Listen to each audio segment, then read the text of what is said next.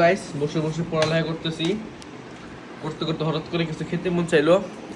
তা এখন হচ্ছে মোমো বানিয়ে খাবো। দেখি ফ্রিজে যে দেখবো মাংস কতটুকু আছে, যদি থাকে অল্প থাক বেশি থাক, মোমো বানিয়ে খাবো আর আপনার সাথে শেয়ার করবো। তো এখন আমরা রুটিগুলা গোল গোল করে নিয়েছি ময়দাটা, তারপর হচ্ছে আমরা এটা দিয়ে গোল গোল করে নিচ্ছি, করে ছোট ছোট রুটি বানিয়ে নিচ্ছি। তো বন্ধুরা এখন হচ্ছে যে আমরা কিমার ভিতরে একটু তেল দিয়ে এটা ভালোভাবে মাখিয়ে নিলাম যাতে সুন্দরভাবে এটা হয়ে যায় এবং খেতে মজা লাগে। এখন এই যে ভিতরে কিমা বা পুর দিয়ে আমরা মোমোগুলা বানিয়ে ফেলছি। ভালোভাবে বানাতে পারি না, যেরকম পারি ডিজাইন আর কি আমরা চেষ্টা করেছি।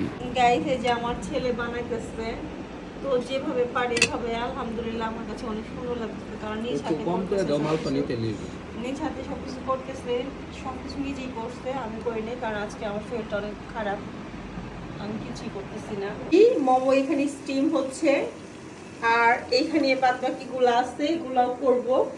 তো এটা আগে হোক, আমরা আগে খেয়ে নিই কারণ লোভ সামলাতে পারছি না। গাইস দেখি আমার মোমোটার কি অবস্থা। ওয়াও, হয়েই তো গেছে,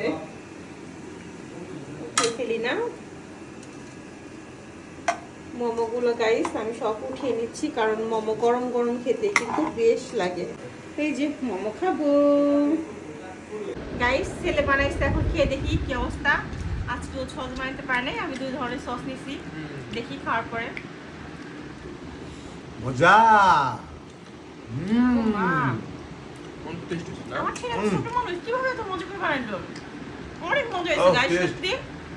মানে কি বলবো, এমনি পছন্দ করি আর কি বলবো, বড় বড় করে খেয়ে ফেলি কারণ অনেক টেস্ট। মজা, অনেক স্বাদ।